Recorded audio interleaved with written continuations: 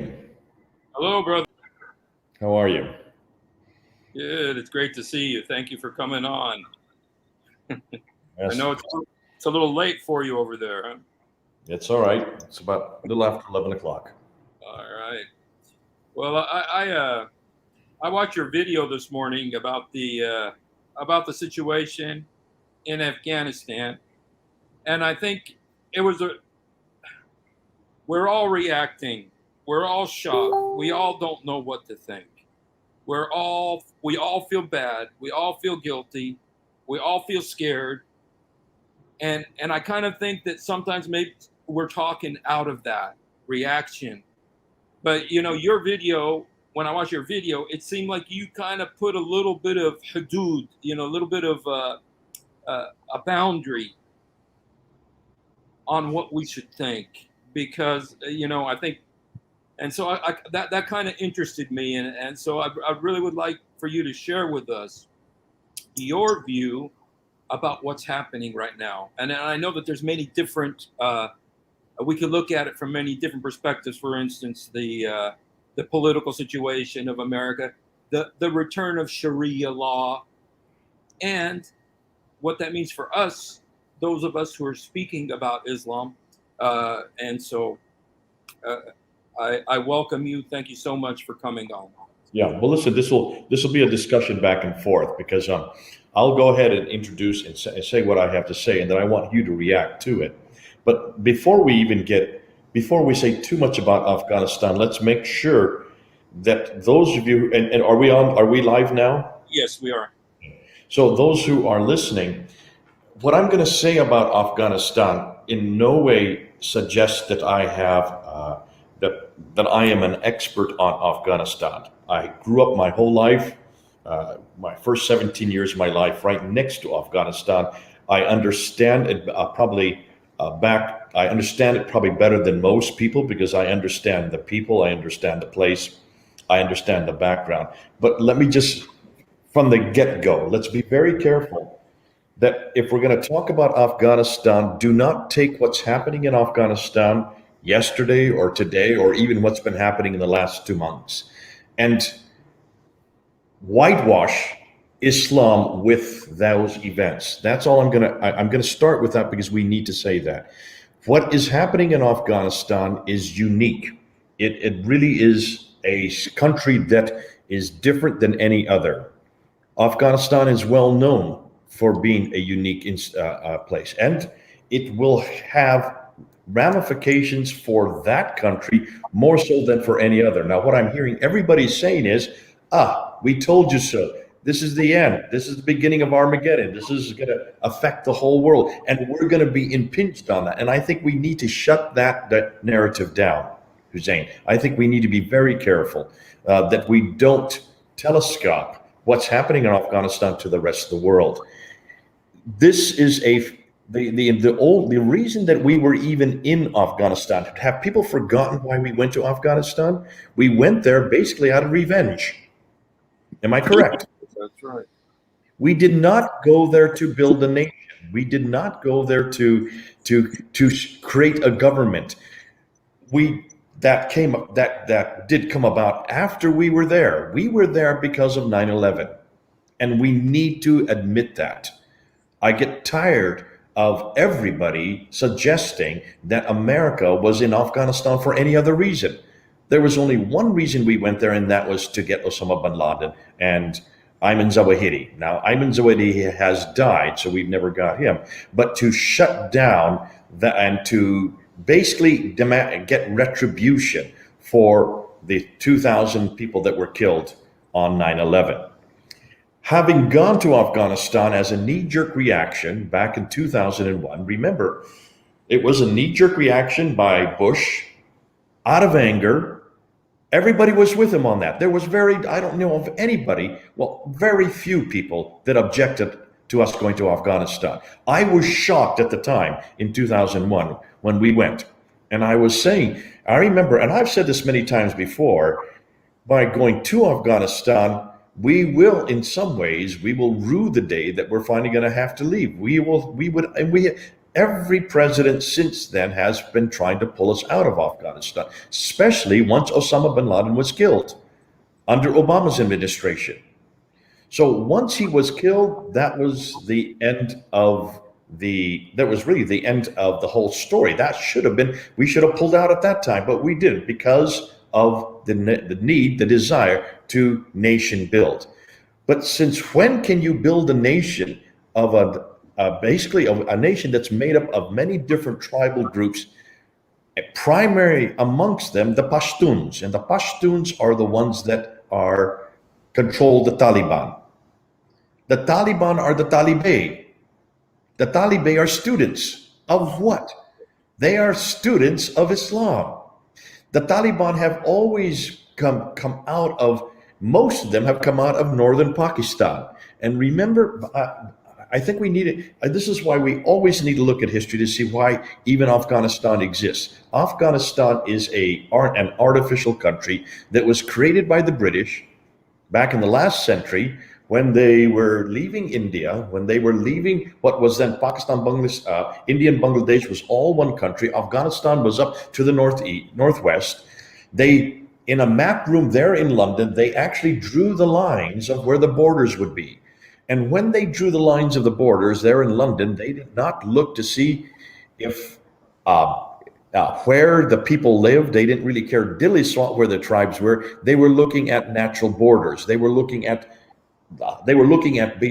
rivers and mountain ranges, and they just followed the rivers.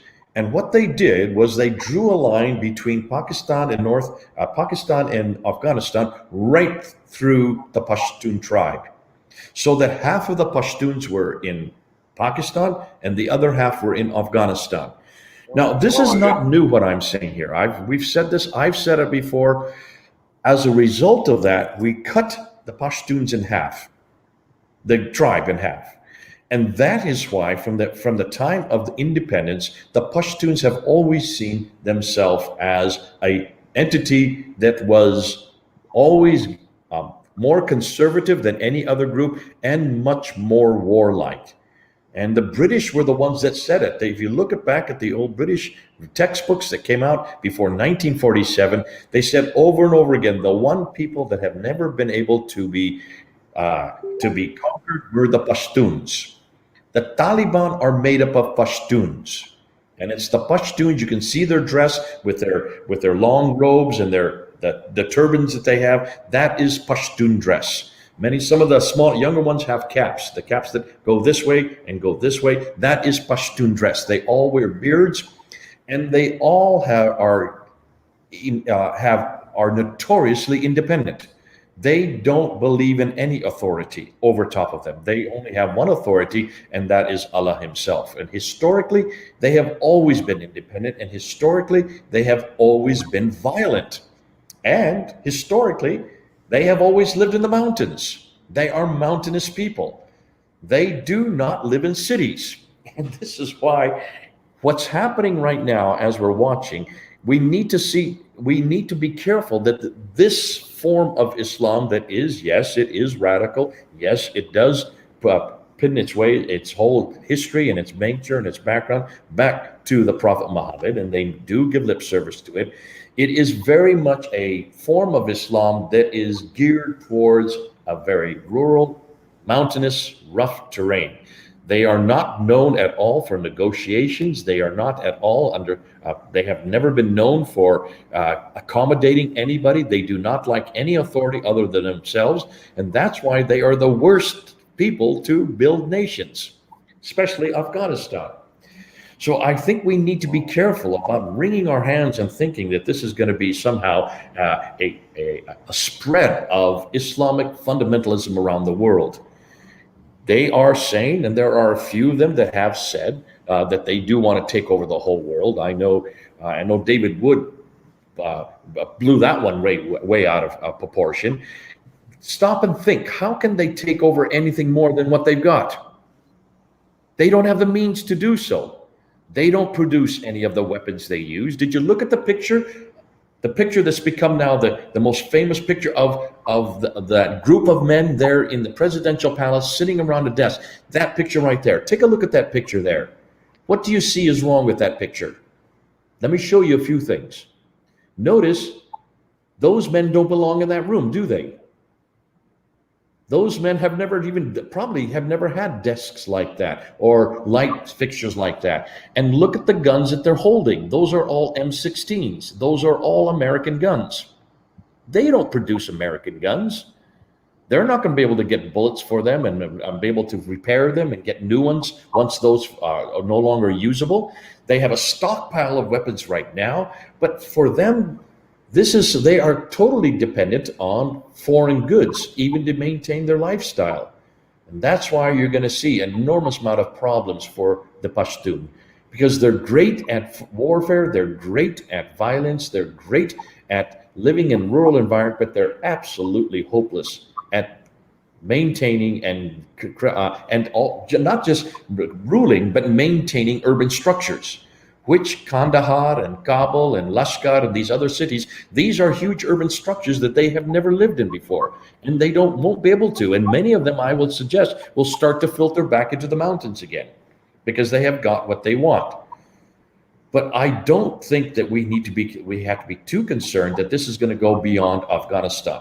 The reason it's all over the news tonight right now is it's not really the Taliban that everybody's talking about. It's the stupidity of Biden and how this got completely out of control, and the stupidity of the military, Pentagon leaders. The American military sometimes you have to shake their head, because almost everything they did in Iraq, what they did what they have done in Afghanistan, they do not understand Islam, and they do not understand the pride people have in not only their country, but also in their religion. And that's why we have made mistake after mistake after mistake. Listen, 25 years in London, I couldn't believe how inept the police were when it came to Muslims. I couldn't believe how inept the politicians were when it came to Muslims. They just don't understand how Muslims think. Hussein, you understand it because you're a man of God. Most of our military, most of our politicians are not men and women of God, and therefore they don't understand the power that the will of God can have in motivating a people to, in this case, take back their country. They have taken back their country. That's all they want, is to remain and to be able to take and use and be able to have their own independence and get rid of any foreign powers. And that's why they have succeeded. Notice they're not going and shooting up all the others. In fact, Kabul is very peaceful, even tonight. All the chaos is happening at the airport. And the reason it's happening at the airport is because everybody wants to leave.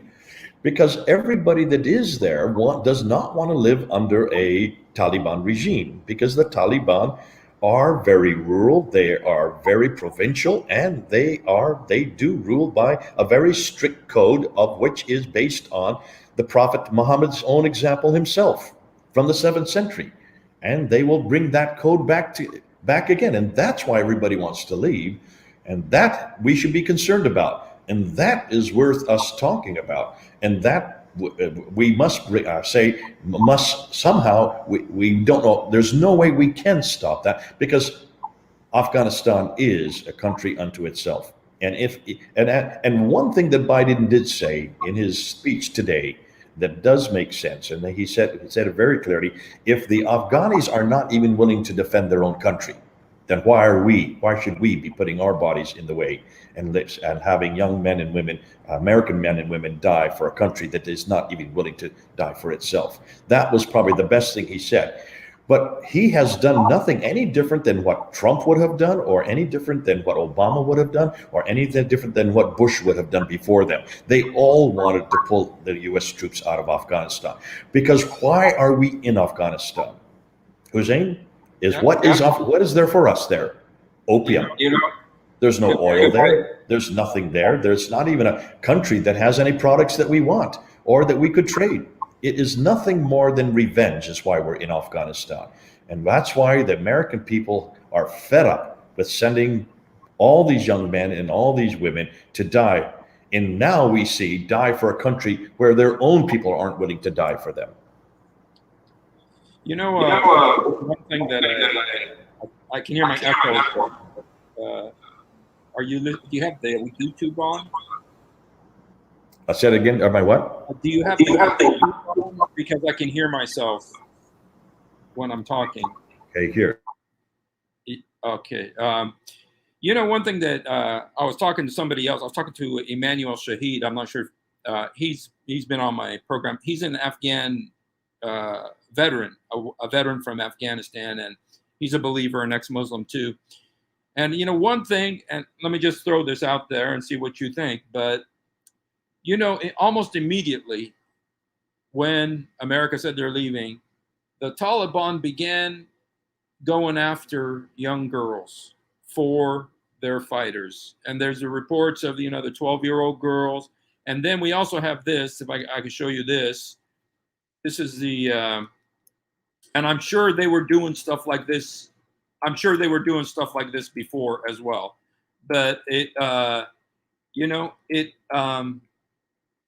me just show you. I want to show you. Okay, this right here. This was on a particular website, and somebody shared it on Facebook, and it says Taliban demands girls above 15, widows under 45 to be married to their fighters. Taliban demands girls, the militant insurgency group fighting with Afghanistan forces, to gain control. Okay, so what I was thinking, and maybe I have a wrong thought, is that even though the Americans weren't they weren't there to take over the country or anything like that, just their mere presence prevented this. And as soon as they left, it was like, oh, carte blanche, we're back to Sharia again. And that the presence of American soldiers, even though there's only 2,500 of them, and there's some Germans and some British too, it wasn't a huge force, but just the mere presence of that prevented the country from spiraling into a Sharia land. And I'm wondering, wasn't that something worth it? I can't hear you now. I think this is one of the, and I have to be careful what I say here because I know some people would object, and I'm sure people will get angry at what I'm going to say next. And I think that has to do with the will of the American people. The American people, I think, are fed up with policing the world. We have policed the world since the Second World War. And most Americans I talk to, when you ask where should we be and what should we be doing, they said, well, we should be protecting our own borders, which obviously is not happening right now. We should also be creating jobs for our own people, not having jobs move out overseas. Our government should be maintaining policies that bring about freedom and happiness for all. But since the Second World War, the U.S. has been involved in I don't know how many foreign campaigns. And anytime you go on a foreign campaign, body bags come back. And it's our body bags that come back. It's our sons and our daughters that come back in those body bags. And we have been involved in Korea. We've been involved in Vietnam. We've been involved in Grenada. We've been involved in, of course, Afghanistan now for 20 years. And we've been involved in Iraq. It seems like every major war has been United States involved in it. And what thanks do we get for those wars? None. What finances do we get? Who pays us back for any of them? We're not going to get any. Nobody. And I think Americans are getting fed up with having to police the world. Anytime there's a conflict, they want the American military there. And I think this is the difficulty that an awful lot of people overseas don't understand. I lived in Europe for 25 years, and I got fed up with the Europeans always blaming America for getting involved in every conflict. And I said, well, why aren't you involved in it then? Where is your military? Where are your body bags? What have you paid? What taxes are going towards all these conflicts? America is the only country that has 13 aircraft carriers, 10 of which are on the seas at any given time. What are those aircraft carriers doing? How are those aircraft carriers protecting us in America? They're not. They're keeping the sea lanes open so the rest of the world could have products that are sent all over the world. How do you think Trade happens. The only way that trade happens and that the ships can get through the Straits of Malacca and can get through all of these dangerous spots is because we have aircraft carriers there. With every aircraft carrier, there are 24 ships that have to maintain every one of those aircraft carriers. Who pays for all of that? We do. Nobody else pays for that. Philippines doesn't pay for it. Japan doesn't pay for us keeping their waterways open. The South China Seas now, where China is trying to get in, who is the one that has to just who sent their ships there to keep the South China Seas open in just the last 2 months? It was America and the United Kingdom. And the UK and America have pretty much done the lion's share of maintaining open trade, maintaining the sea lanes, and also of protecting the world whenever there is an atrocity. And that's why I think, whether you like it or not, and whether you're going to get angry or not, Americans are fed up of always maintaining the policing of the world. I remember about a number of years ago in Afghanistan, 17 Italians lost their lives way up in the north of Afghanistan, and they brought the body bags back, and there was 3 days of mourning, or maybe it was a whole week of mourning in Italy for these 17 that lost their lives. And all over the reports that day was that the whole country was in mourning because this is the first time any Italian had lost their lives since the Second World War. And I said, holy goodness. This is all that Italy's ever had. This is the only lives lost by Italy since the Second World War. And we had how many lost in Vietnam? 30,000 lost in Vietnam? How many lost in Korea? I mean, just add up the number of people that we have lost around the world. And yet nobody says thank you to the United States for that. And I think this is why the presidents, Bush, Obama, also Trump, and also Biden, we're reading the polls correctly. Americans were fed up. We're fed up with what happened in 2001. We're fed up with what has happened in the last 20 years in Afghanistan. We're fed up with what happened in Iraq. Remember, in Iraq, I remember at Speaker's Corner, I would get it in the neck from the Muslims there, saying the only reason we're in Iraq was because of the oil. And I remember asking them, who in the world controls the oil wells right now? Who are the ones that are drilling? Who has actually received all of the biddings? Who actually bid for those oil wells and now is maintaining those wells? Do you know who is getting the profit from all those oil wells? Do you know, Hussein? The French. Our oil companies. Which oil companies, though, are the ones that actually do the digging and actually maintain and get the oil out of the grounds? Not the American oil companies. It's the French oil companies. Oh. What did the French do? What did the French do to shut down Hussein? What did the French do in the war in Iraq against ISIS? Where did you see any French jets or any French body bags or any French soldiers being killed to free Iraq from ISIS? Do you remember any? I remember their resistance to exactly. And yet, go to Iraq. Irony of irony, who are the ones who received all the received all the jobs for keeping those who have gone back and basically picked up where they left off? So, people need to be careful about the criticism that they're always giving about how we must maintain nation building, and we must bring it coming to every conflict. And I hear what you're saying, Hussein.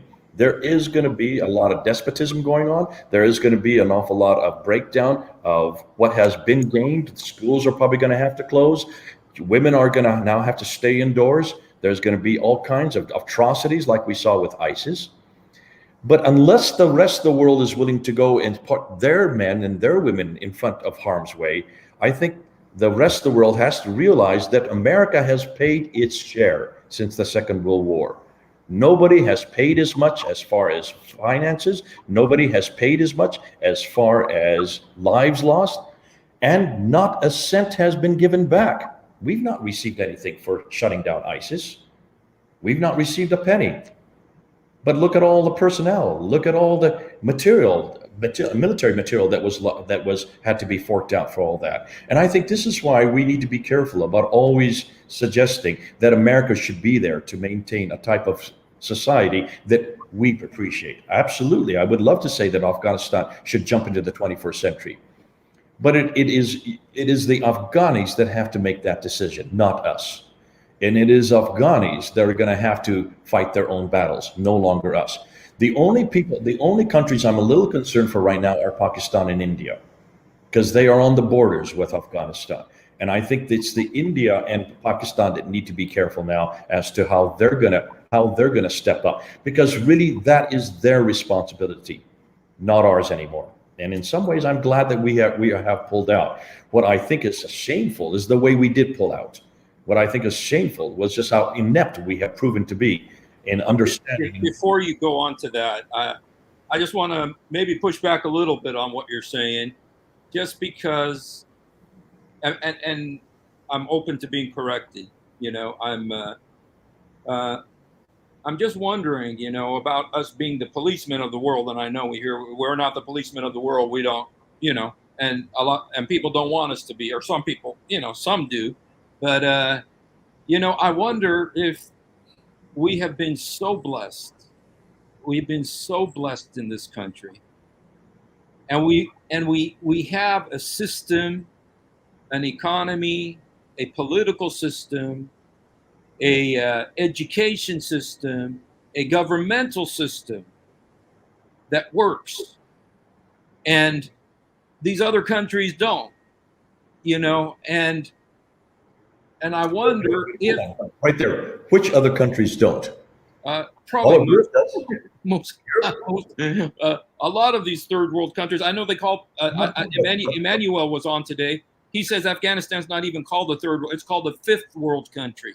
Hussein, I'm not talking about other countries. I'm not talking about third world countries. I'm talking about European countries. I'm talking about countries that are just as wealthy as we are, percentage wise, and do and will not step up and do their fair share. And that's why that's why I give that example of Italy. What has Italy done in all these years? What has France done in all these years? What has Germany done? What has done any of these European countries done? Why is it only America has to fork the bill? And why is it we have to lose our young men and our young women? I don't see Germans losing anybody.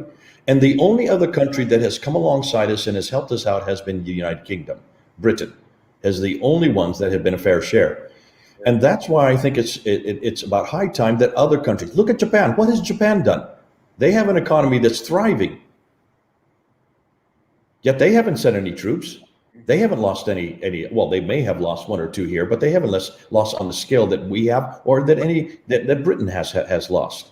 And that's why I think it's high time for the rest of the world to start. I'm not asking for third world countries to do it. I'm not asking for African countries to do it. They don't have the wherewithal, but the other countries do. There are many other countries that could certainly be carrying on that role. I just wanted to. I don't know if you want to respond to this. There is a message to you right here. It says from Quran 19:21, "We Allah appoint Jesus as a sign unto mankind and a mercy from us. It is a matter decreed. All Muslims need to pay heed to this decree of Allah." Jay Smith, why not promote such verses of the Quran? Would you like to respond to that, or to stay on subject? No, I mean, we do that. I must say, Muslim, we do both, and I think that both have to go simultaneously. But we're not talking about that right now. We're not talking about evangelism. We're not talking about trying to debate Muslims here and there as to what is the word of God. What we're talking about is a crisis that's unfolding before our eyes, and we need to come up with not only some type of response to it, but also I think we need to be wise in how we respond. I wanted to show you. I wanted to show you a picture from today.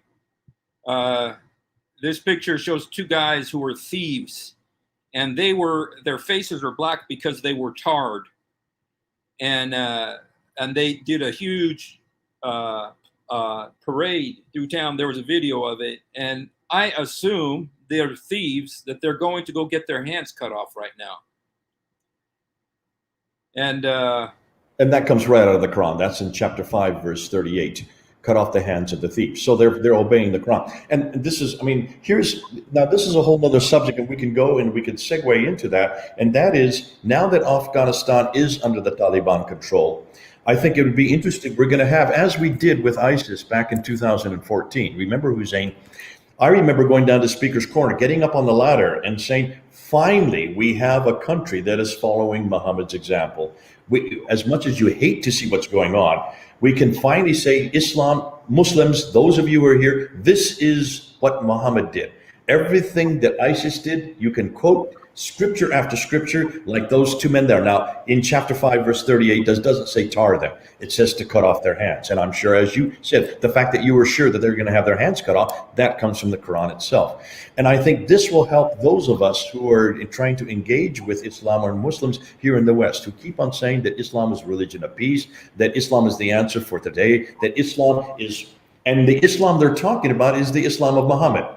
Well, the Taliban are probably going to be probably an even better example than ISIS, because they will be doing it in situ. They will be doing it in a context where they have been in existence for generations, for centuries. And that's why it'll be interesting to see how that plays out. It'll also, I think, for the first time, or maybe the second time, it will show the underbelly of Islam as never before. So these kind of scenes, you're going to see many more of them. You are correct. There will probably be lots of girls who will be raped and also given to men. They'll as they did with ISIS, they'll even have a price for each girl as to their age. And the younger they are, the more expensive they are. And you'll be seeing bartering going on. You'll see, like we did with ISIS, girls in cages. And I think this is something that we're going to have to get used to. It's going to be difficult for us. And I can see even your reaction there, Hussein. It's difficult for you to think about it. Yet this is what Islam does. And this is how Islam has always gained power. They do it through fear, they do it through intimidation, and they do it through violence. And I don't just mean violence of cutting off hands, also violence against women's body. And I think for many Muslims who are around the world who have always been saying that Islam is the solution for today, they're ruining what is happening in Afghanistan, because they're going to have to defend that now. How would you defend it if you were a Muslim? And if Muslims are listening, how are you going to defend those kind of pictures when you know that those pictures are coming straight out of your Quran? They're coming straight out of the example of Muhammad himself. They're coming straight out of a 7th century model, which the Taliban are well known for supporting. Here's another picture that it says, Afghanistan's all-girls robotics team frantically trying to flee the Taliban. A human rights lawyer trying to help the girls get to Canada to continue their education fears for their safety after Taliban takes control of the country. What does robotics team mean? I don't even know what that is. I think it's I think these girls were actually working on robotic technology, helping. Okay. These were female scientists then. Yes. And, yeah, I mean, we're going to have to follow what's happening, because right now there's an enormous amount of chaos. And you saw the pictures of those bodies falling off that airplane. They were in the wheel, and so the wheels were brought up. They fell to the ground, and they all died. I think they said about 7 died. I think we're going to see more of these kind of pictures. It reminds me of Vietnam. You probably aren't old enough. I remember seeing the exact same things. That helicopter on the top of the American embassy. The struggle for people to get on board anything they could. We did. There's the picture right there. I think that came from my video I put up earlier yesterday. There's Saigon on the left. There's Kabul on the right. April 29th, 1975, August 15th, 2021. I wanted to make sure that I got 2 helicopters, and you can see that's the famous picture. You can see the fellow there pulling and helping people to get up on top of the roof there. Most of those people who were in that line did not make it off that roof, and most of them were killed. That's the backstory to that picture. You can see most of those people who you saw running after that C-17 aircraft, military aircraft, did not get on board. But did you see the pictures inside the C-17? It was like sardines on top of each other and everything. 640 people just crammed in, and the crew did not know what to do. They just finally had to take off, overloaded. And I think that's the desperation of what we're seeing. Because for Afghans who have been given 20 years of freedom, 20 years of possibility of education, of nature, you're right, of Western environment, to suddenly, within just 3 days, all that being destroyed, you can see the desperation. And that's the tragedy of what we're seeing right now. That is unfolding. And we're going to This see more of it. this is also another picture. This was on Al Fadi posted this, and so Yeah, I got this one this morning. now is this real? Yeah, this I can't say is real. I called up some of my friends who are in Afghanistan. They have just actually, they're not in today. They are actually in Hong Kong at the moment. So I called them up yesterday, and they have, see, Kabul fell yesterday, but Kandahar fell earlier, and so did Lashkar. It fell much earlier. And those cities have been under Taliban control for about a month now to 3 weeks. And there are Christians there. We have Christian leaders, house group leaders that are there. I can't say any more than that. I'm not permitted to. But they have been in contact, and they're saying that they are being targeted, but so far they're keeping under the radar, and so far they have not been hurt. What the retribution that they see happening around them is mostly those Afghans who were supporting U.S. soldiers, and most of them would be not Taliban, the Afghani soldiers that belong to the military. Now, that may happen that they will start targeting Christians, but when asked, what is it you're going to do? The Christian leaders almost uniformly said, we are remaining and we are trusting in Jesus Christ. And that's why we need to pray for them, because they are the ones that are going to feel the full brunt of the Taliban. Not immediately, because I think the Taliban have an awful lot of retribution that they're going to bringing down, and that retribution would be mostly against the military and the politicians. You know, I'm wondering if you can tell me, because I really, to my shame, I'm ashamed to say this, that, you know, I really don't know the situation in Afghanistan in terms of Christian population.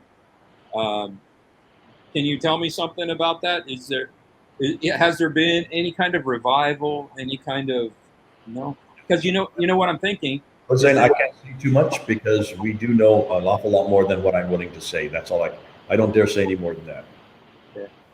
There are Christian brothers and sisters. There is a whole church movement, underground church movement that has been there for years, and those are the ones we need to pray for. You know, because one thing that I've seen, in my limited experience, like in China, they decided to clamp down on the church and to, this iron fist approach with the church, and the church was driven underground. But then when it came out from underground, it became the biggest Christian country in the world. 100 million Christians are there. And then if you look in like Iran, based on their the survey they did of 33,000 people, over half of the people said they left Islam and I think it's largely because of the mullahs and the government there, to where sometimes a situation like this actually causes the church to grow, and I would say sometimes, I think always. I think the last 2,000 years has borne that out. But many people have said this. When you look at the last 2,000 years of our history, look and see where we've grown the fastest. It's always been under persecution. Why should we be surprised when Christ promised that? And that's exactly what happened in the first century. It's happening in the 21st century. Now, it's easy for us to say that because we are living here in the United States. We're under protection of our governments. I'm in Central America at the moment, and even here in Central America, I feel absolutely safe. And so it's easy to say those people are under persecution. What we need to be careful is that we hold them up before the Lord, because though they are under persecution, the Lord will protect them, and he will maintain his church there. And that's been the beauty of the last 2,000 years. And I would agree with you, Hussein. After the cloud settles and the smoke settles and goes away, I think what you're going to see is an even stronger church, a much bigger church, because that's the DNA of Christianity. You're showing pictures of people who are trying to get on the gangplank. None of those people got in that plane. But that's sheer desperation there. That's the same image taken from two different standpoints.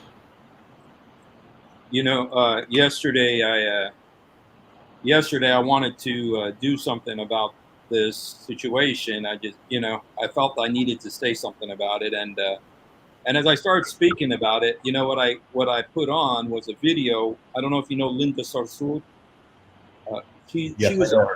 Yeah, she's a big, Big but one. and she was at a care conference or something like that, and she was saying, why is there so much hate about the word Sharia? The word Sharia, all it means is that we pray 5 times a day, we fast during Ramadan, and all you hear about is it's about stoning women and cutting off hands. and and she was just pushed, and she says, and there's another word that the media and the haters uh, always use, Islamophobes, and that is the word jihad.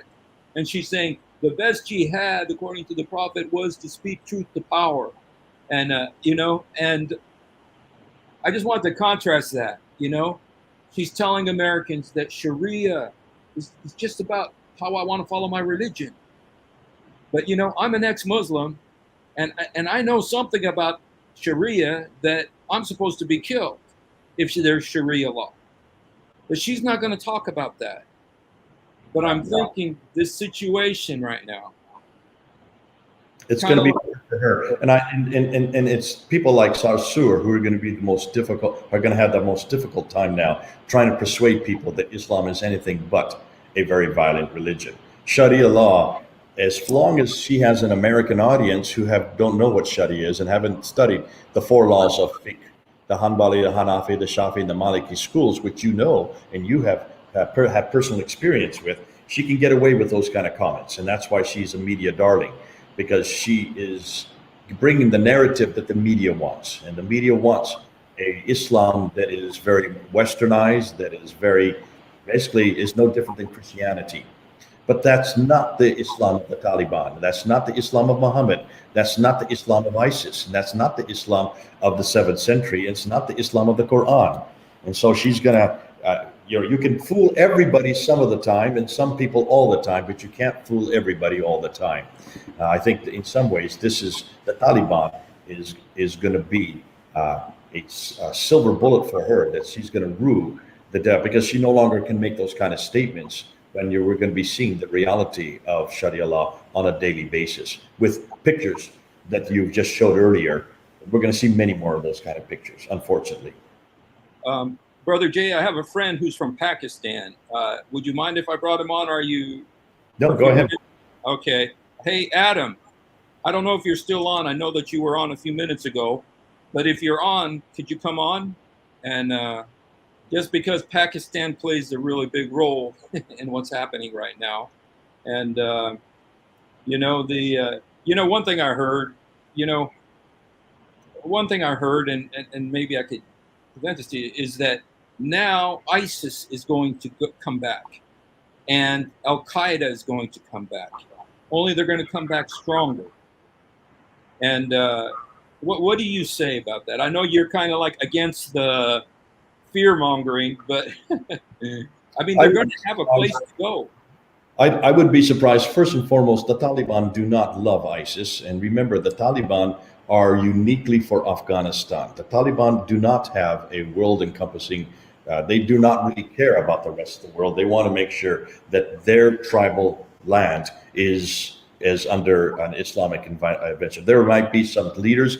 Remember, within the Taliban, there are 7 different leaders, none of whom love each other. There's a huge amount of disunity within the Taliban itself. And the Taliban have pushed aside these differences in order to get the Americans out. And they knew they were just biding their time. Now that the Americans have gone, you're going to see the Taliban now imploding upon themselves. They're going to be in an awful lot of infighting. So I wouldn't be surprised if we see an awful lot of infighting. I doubt very much that they're going to invite ISIS. But really, what are they going to invite them to? What is ISIS? What can ISIS do in Afghanistan? They're much more effective outside of Afghanistan, especially if they are nothing more than underlords for those who are already there. Welcome, Adam. How are you? Thank you. Welcome and great show, Jay. You're doing an awesome job. Hi, Adam. I don't think we've met before. I think Long time ago. when you came to my program the last time, Brother Adam came, he's got a really great live stream that is reaching Pakistan. And he's getting death threats from Pakistan. And sorry, maybe that's not the best way to say it, but he's doing an awesome Love job. letters, love letters, love letters. Is that why his image is one of a target? Exactly, brother. Because I'm an ex-Muslim from a um, Sayyid caste of Islam, as you probably know what that is. So um, my life is awesome. Where are you, Adam? Where do you live? Not I'm out. specifically, but which country are you in? I'm out of Pakistan. Let's just put it this way for the time being. Okay, Um, so you're not in Pakistan now. That's good. And that, yes, that is good. But yeah, I just finished my live stream where I was showing. I don't know whether you would agree with me or not, but based on my experience in Pakistan, and that is the same in Afghanistan as well. The metropolitan cities, if you remove the metropolitan cities, the urban population or the villager population in Pakistan and in Afghanistan, they want Sharia, they want Islamic rules, they want all of this which is happening. Yeah. And you know, how many metropolitan cities are in Pakistan? I can name them on my finger: Islamabad, Karachi, Lahore, Multan, and Gujranwala, and all that. So you remove like these 10 major cities or 12 major cities, the rest want Sharia. You tell me. uh, they they want, they were support. Pakistan had a fight with so-called, I would say, so-called Taliban for over 10 years. Who supported them? The local population. Why were they not able to get them for over 10 years? Because the local population were supporting them. Same is the case when these Talibans went into Kabul. Kabul had the people who loved their life, who loved the life of others. They were not the people as in true Muslims. So Kabul never even resisted. This so-called prime minister would not do anything with these people. He knew that. He fled. So what I'm saying is simple. We are thinking that we are saving Afghanistan. No, we are saving maybe less than 20% of the population of Afghanistan. That's all. The rest wants it. Yeah, and I would suggest that this is going to be a real problem for Pakistan. I don't know if you were listening to us earlier, Adam. We brought this up, and I said that the difficulty now is mainly the countries around Afghanistan.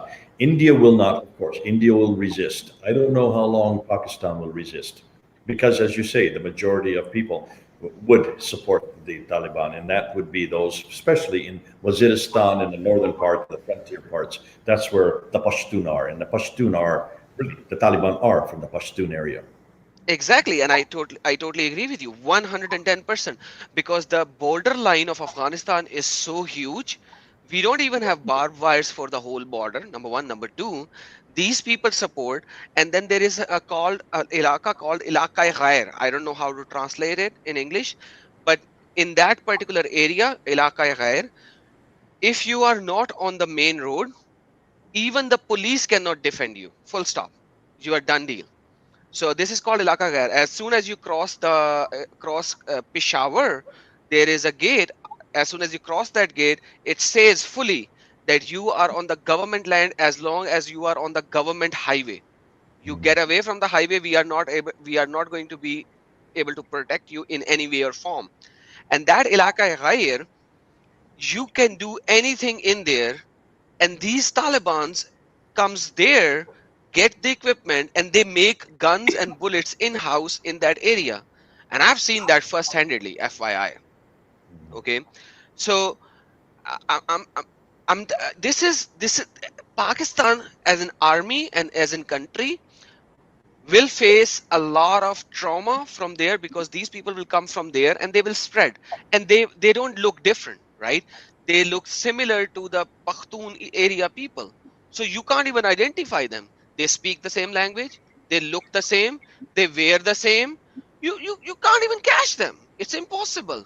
And they will go into different areas and they will do things. Um, I don't know if you were listening. We talked about how Afghanistan and Pakistan, the borders were actually created in London, and the borders were created by map makers who were more interested in rivers and ridges than they were in peoples. And so when Afghanistan had its southern border created in London, it went right through the Pashtun tribe. So half of the Pashtun tribe was in Afghanistan, the other half was in Waziristan and northern frontier. And as a result, that's why the Pashtun have been able to go back and forth across the border. And whenever the Americans would chase them, they couldn't chase them any further. They would just go into Pakistan. So, I mean, it's good, Adam, that we have someone like you who is from that area, who understands it, who is aware of it, and can also then speak to it.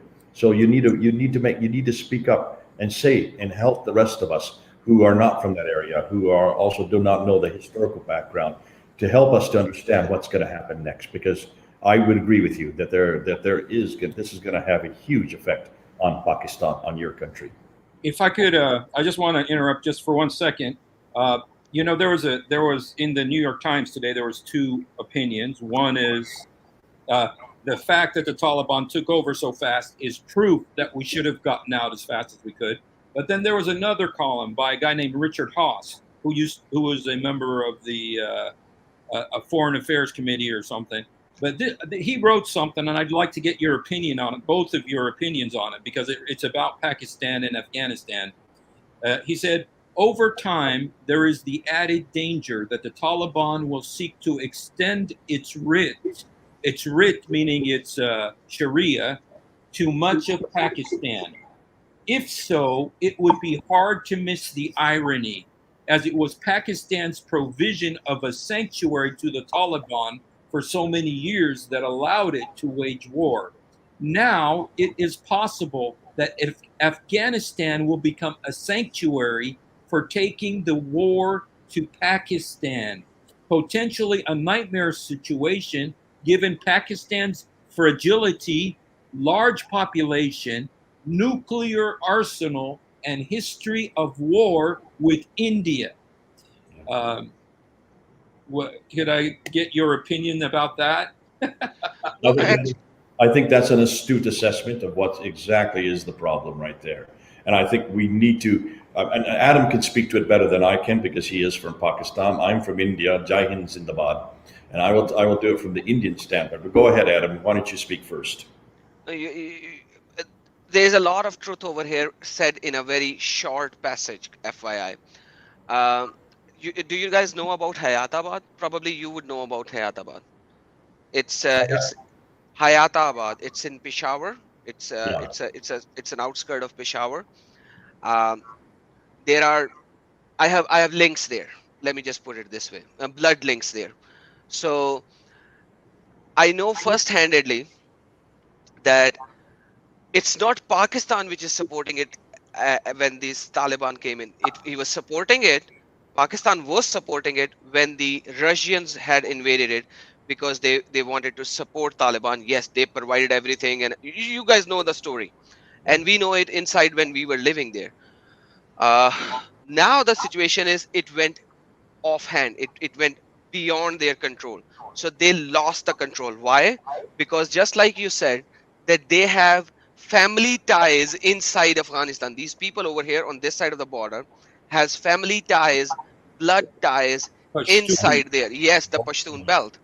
Yeah. So they support them, they bring them here, then they hide them, and then they move them away from Afghanistan. And when you say away from Afghanistan, you have to send them up north a little, where you have more of the less of the police influence and more of their own influence. And if you would go to those areas, you would not be able to distinguish whether it's Afghanistan or it's Pakistan, because they speak the same language. You have the same kind of burqas, you have same everything. Peshawar, because it's becoming more and more metropolitan, in the last 20 years have evolved. So they don't remain in Peshawar. They go up north towards Mardan, towards more up north towards Mardan and all that areas, and they have so many places to hide there. It's impossible for you or me or police or army or aeroplane or anything to figure out where they are hiding. And they have machine gun makings over there. They have guns. They have everything there. It's Pakistan is at a verge of a collapse because of this. Like, seriously speaking, if some foreign intervention would not happen, Pakistan is facing a war between India and internal war because of Afghanistan. So Pakistan is like squeezed in right now. That's what I'm looking at right now. And they have nuclear weapons. That's true as well. They have nuclear weapon. India has nuclear weapon as well. We're looking at a population of over 200 million. Uh, Afghanistan has a population of around 26 million, so not quite the same size. But if they take pockets on, if they do come across the border and take the northern part of Pakistan, that where the Pashtuns are, that Adam's referring to, then you can see that that would it would be the beginning of the end for Pakistan. So we need to pray. There's an awful lot at stake here in that part of the world. But my friend Jay, I am telling you the same thing. These people support Taliban. They want Sharia. How can you do something? How can you save somebody who wants to go to hell? Like, dude, I'm at loss. They want Sharia. They want women to be snubbed. Um, because this is a beautiful place. I took my wife there as a visit up north because it's a beautiful place. It's like full of beautiful mountains and rivers and all that. So we went on a vacation there. My wife could not take out the chadri from her face inside the car because as soon as her chadri will get out of her face, somebody is going to start staring like hell. And it's not like a stare, like you'll stare for a few seconds and you'll turn your face away. No, they will keep on staring at you like an X-ray until you move your chadri on your face again. This is the culture. I've seen it first-handedly. So because I'm from a metropolitan city, I don't. My wife don't do burki. She does the full head covering, but not the burki. But over there, she had to do the burki, like the whole face, only the eyes. So they want all that. How can you stop that? Right? Unless you give them Jesus, unless you give them the true God who does not want all this BS. I'm excuse my French, please. But as a Christian, I don't see my wife the way I used to see my wife before. You know, as like I I don't want to expose more, but like I was a bad person, quite frankly. Let's just put it this way. Thank God for the work of the Holy Spirit. I do want to show you something that's kind of in line with what you just said, there, Adam, because there was a article in the New York Times. Unfortunately, I don't like the New York Times. In fact, I hate them. But um, uh, but unfortunately, I'm dependent on them for information, and I trust them sometimes more than I trust some of the other sources. But this is what somebody wrote. It's too early to comment on the subject. We need to know much more. Fatma Jaliani, an Afghan government negotiator who's involved in continuing peace talks with the Taliban. One thing is certain. It is about time that we learn how to rely on ourselves. Women in Afghanistan are totally different now. They are a force in our country. No one can deny them their rights or status. Now that made me happy. That made me excited. They say that women are different. Is that true, or is it just New York Times propaganda? Uh, Jay, would you like me to answer? Will you answer this? I'm laughing at that. I think this is ridiculous. I don't think this was written in April. You're saying? Yeah, that sounds like bluster. And This was in today's and I'll paper. remind you that this is this is bluster that I think is going to be dangerous for women to be doing, saying that, because obviously everything now is changed. Listen, we thought the Afghan army had 3 times the number of soldiers as the Taliban. Why did they acquiesce so quickly? How did it all unravel in just 3 days in the context of Kabul? They're saying 10 days now, and I would suggest that this has that we're talking about a totally different standard. These women who have been talking are living in Kabul. They're living in Kandahar. They are living in cities where they were protected, where they were given an awful lot of freedoms. Those freedoms are now going to be eradicated. If this wasn't so, why are those robotic women trying to leave Afghanistan? Why aren't they staying? I think they all know. Why was there such panic at the airport? Everybody knows that this is going to change now. And we're going to see in Afghanistan, I hope not in Pakistan, but certainly in Afghanistan, we're going to see a movement back to the 7th century standards, that 7th century environment. You know, there was another, this one really, it broke my heart when I read it, that this girl, she said, I was born in 2004. I'm a high school student and I'm learning. I want to be a chemist. And she says, I've never lived under Taliban. You know, I have no idea what Sharia law. Yeah. And she doesn't. You're right. American occupation, kind of. Yeah. I think Hussein is breaking up. What were you saying there, Adam? Hussein, I'm going to have to leave. It's now 12 o'clock and I have to be up at 6 to teach all day tomorrow. So I've got a big day ahead of me. But I do want to thank you for bringing me on board. Adam, it's great to meet you. I'd love to do some more work with you in the future. We'll have to keep in touch. Hussein, if you could give me Adam's email and his particulars, I'd like to keep in touch with him, because I think we need people like you, Adam, because you've been there, you understand it, you will understand the culture more than the rest of us, and therefore we need to have your perspective on this. Sure, brother. Praise Lord. It will be my honor. Okay. God bless you both. This is Jay. Thank you so much. Here in Central America. Thank you so much, brother. Over now. Thank you. Dios te bendiga. Yes, wow, it was great to have him. Thank you for coming on, Adam. Oh, thank you for inviting me, brother, and allowing me to share this. And like, seriously speaking, Pakistan needs deliverance. It needs deliverance. It needs deliverance out of Islam. And basically, when Imran Khan came up, quite frankly, I was very hopeful. I was one of those guys who actually went out and voted for him. I was the guy who was in full support of Imran Khan. But what happened is that he married a alima now, and he became one of those stupid, foolish people who he was not. So Pakistan is going backwards instead of forward, and that's where the problem is. No, Emmanuel, seriously speaking, Imran Khan is not the same Imran Khan that he was. You need to understand that fact. When we were supporting him, he did not marry this Burkini girl. Rather, he was married to Jemima Khan. He was westernized, and I wanted a sissified Islam. Sorry, bro. No, I wanted to show it, but we'll show it later. But like and then he married a woman, and then he divorced the second woman, which was still fine, not too good, but fine.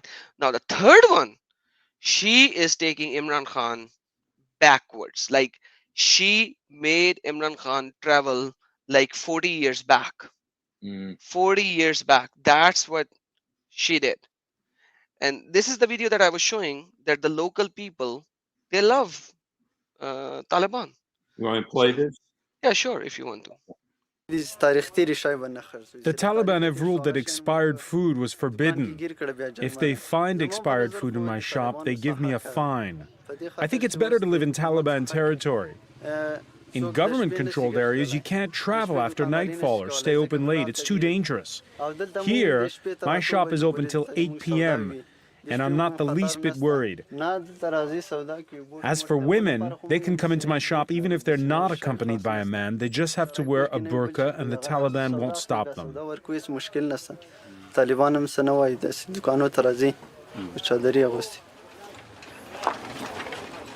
In the 2 days we spent in Omar Khail, we never saw a single woman in the market. The way of the Muslim is not worried about political alliances. We are worried about establishing the haqq of Allah subhanahu wa ta'ala on the ard. Man, Before, we couldn't drive our stock out of the city. The road was too dangerous. We had to make detours. Now everything is calm. When the Taliban arrived, they encouraged us to go to the mosque. They sent letters signed by a religious scholar which said that we were to tell them if our neighbors or friends didn't go and pray at the mosque. And then they'd go and pay them a visit. wow. Brother, what do you say? Okay, I think it's a system that really works great as long as you obey everything the Taliban tells you. And if you're not a woman, and you obey everything the Taliban tells you, it is a great system, really. Exactly, and it's an Islamic system, and that's what it is. The reality speaks for itself, and that's what I say, that even the Westerner imams, if you play from here now, Oh, you'll see even Ibn Fuban proclaiming the same thing but sugarcoating it. okay. To be worshipped. We worry about eradicating, I mean Muslims, like, not everybody the title, but a Muslim, right? We want shirk to finish in the world, right? But many Muslims, because the weakness of iman, they're not worried about shirk anymore. They see shirk, they're like, so what's wrong with that? It's okay. They see somebody, he's gay, so what? He's this, so what? How is shirk related to gayship? So basically you see the word eradicated, then he said, oh, we are talking only about Muslim who would eradicate, but like he slipped his tongue by saying the word eradicated for the mushrikeen and the ones who do shirk, and then he combined shirk with gayism because he said, oh, I am in the Western mosque, I am in California, I have to change, and he changed the verdict and became gayship. But like their basic theology is the same. Now look what the Taliban says. What does that bother me? Where's my political alliance? No. This is not the way of the Muslim. The way of the Muslim is not worried about political alliances. We are worried about establishing the haqq of Allah subhanahu wa ta'ala on the ard. What does that mean? This is what it means. The Sharia, the Islamic law, applies to all, from the layman to the most powerful leader. That's how we administer justice. As far as the Taliban emirate reaches, the lives and belongings of people are safe. We are at war. But in the village, you'll see that we've... Just because I heard this yesterday, they said the same thing yesterday to, I think, to a British reporter. They said, as wherever Taliban reaches, their lives and property are protected. That's exactly what Muhammad said. He said, I've been commanded to fight until the people say there's no God but Allah, Muhammad. And those who do it, their lives and property will be safe from me. And he said, in Arabic, it was, A'asamu minni dima'ahum wa amwalahum. They save their life and money from me. That's what Muhammad said. And that's what these guys, it's amazing how these guys, I've heard them only in 2 days have I been listening to them. And in the 2 days, 2 times I've heard them use those exact same words. I've been commanded to fight. Wow. Dude, they do not say anything against Islam. They say everything what is in the fiqh, what is in the Sharia, what is in the Ahadith, what is in the Quran. They are the most knowledgeable Muslimin that you could ever meet. You cannot win a debate in Islam with them. You cannot. Wow. Do you want me to play a little further? Okay, go ahead. Yeah. Schools, agricultural programs, cool storage for the fruits and Let's check vegetables. this out. We are worried about establishing the haqq of Allah subhanahu wa ta'ala. Yeah, haqq of Allah. Check the haqq of Allah.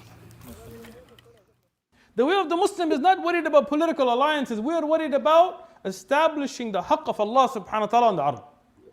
Allah yustur. In So, 78. haqq of Allah, what is haqq of Allah? This is the haqq of Allah. Check this out. The third man is accused of spending too much money on his son's engagement party, a punishable offense according to Taliban law. What's your name? My name is Haji Pashamir. Do you know why you've been called to appear in front of the commission? My son is a Taliban fighter, and I was celebrating his engagement. Your son is a Taliban, not you. Yes, but I was celebrating my son's engagement, and he's a Taliban. Being a Taliban doesn't give him any additional rights. On the contrary, people like him or even myself should be punished even more severely than other people, because the Taliban's mission is to do jihad for the love of Allah. So if instead they cause problems for other people, or if they fail to prevent wrongdoing, then they should be punished very severely. Yes, I agree with the witnesses. I don't deny that it ever happened. But originally, we'd only invited 6 people. Then the in-laws suggested that my son invite more people, more women. And my son agreed. I wasn't even there during the discussion, and now everything's on my shoulders. I know that we must abide by the law of the emirate. I love the emirate, and my son is a fighter of the emirate. So, let me give you the answer. They use the translation as woman. It's like dokhtar. Dokhtar means daughters, sister. So he invited 6 people. He was supposed to invite 6 people, but the son-in-law, his son's in-law people, they said no. We need more women to be present over there. Means dokhtars the betiyan. For him, they are daughters to be present over there more. So he invited more people in the engagement, in the marriage ceremony of his son. That is a punishable offense, Brother Steve. Wow. You know, I don't know if you want. You know, yesterday I played a video by Linda Sarsour, and I just kind of did it for contrast. I think Emmanuel was with me, and you know, and she's saying, in America, the Islamophobia industry is so strong, and they want to make you afraid of the word Sharia. You know, but Sharia, all Sharia means is that you fast, you know, 30 days for Ramadan, and then you pray 5 times a day. Nobody has a right to tell me how to practice my religion. And I'm thinking, dude, what about the rest of Sharia? You know, what about the fact that you have to kill me because Muhammad said, "Ben baddal dino fa uqtilu," you know? And then when you see stuff like this, and I bet you that guy who said that, he said, you know what, I should be punished more harshly, you know, just, but because he's not going to be punished. The one who's going to be punished is this guy's son, or this guy himself is going to be punished. Do you know what happened after this? No, I do not know what happened after this, but I know what happened in Pakistan during my wedding. In Pakistan, we had the partial Sharia as well, and I could not invite more than 200 people. And if I would invite more than 200 people in my wedding, or I would have more than one main course in the wedding, it's a 400,000 rupees fine plus 24 hours in jail. Wow. So that's Pakistani law. So Wow. imagine the Sharia, whether it's in Pakistan, the difference is little. You need to understand the difference is little. So when it is more Sharia, okay, maybe 50 people. 6 is too little. I don't know how they get 6. Maybe because of the marriage ceremony of Fatima and Ali, where they had only 6 people. But like, listen to what they're saying. Check this out. So what? Those 2 over there are fighters, and we've just disarmed them. If it's proven that I've broken the law, I'm ready to be hanged rather than receive a lighter sentence. You say that you're ready to accept any type of punishment? Yes, I'm ready, but under one condition, that I'm not found guilty without proof. Understood. We will continue our investigation. The religious erudites and combatants of the emirate discussed this issue and concluded that people should spend less money. Because in Islam, according to Sharia, extravagance is a sin, and acts that go against Islam must be avoided. So, any comment, brother? Dude, it's just like it's so scary, man. I mean, I showed these pictures to Jay, but look, I don't know if you've seen this picture. Have you seen this? These two guys were thieves, and look what they did to their faces. They first of all tarred them. They put tar on their faces so that they're black. They paraded them in the town, and I'm afraid they cut their hands off. They would. Let's watch. Let's see. There you go. One of the great kings and conquerors of the Muslims, much later on, you have Ahmed Shah Abdali and you have Mahmud al-Ghaznavi and these people who conquered India. And when they conquered India, they took a lot of gold and statues and things, and every time they were offered to sell them. The Hindus would say, sell them to us. And alhamdulillah, they didn't. They broke them, but they didn't sell them. Because they said, we don't want to be remembered in history as the sellers of idols. We want to be remembered as those that broke the idols. Today, just like yesterday, all Taliban decisions must be in harmony with Islamic law. Whether it be stoning to death, decapitation, or mutilation of the hand, these are strong principles of Islam. They're strong principles of Sharia, and we will never change them until Judgment Day.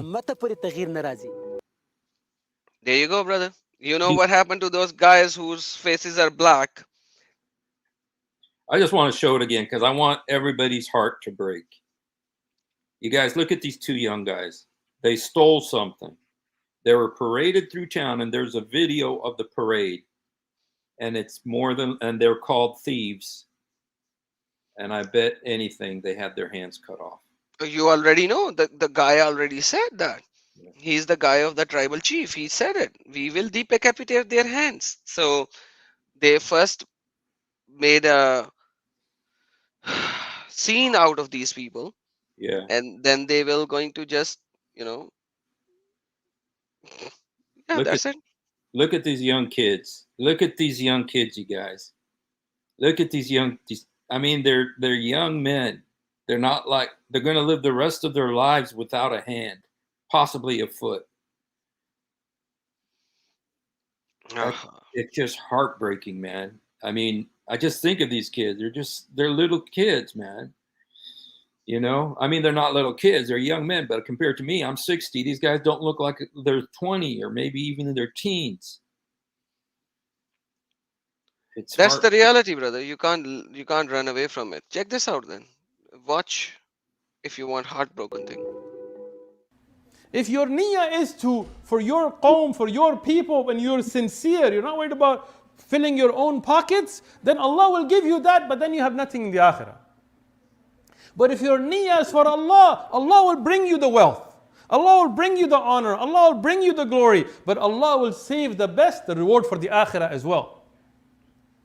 So those that do it for money, you will see. Somebody will go and put a lot of money in, and governments will give you money and you will take that money, but you will never find success.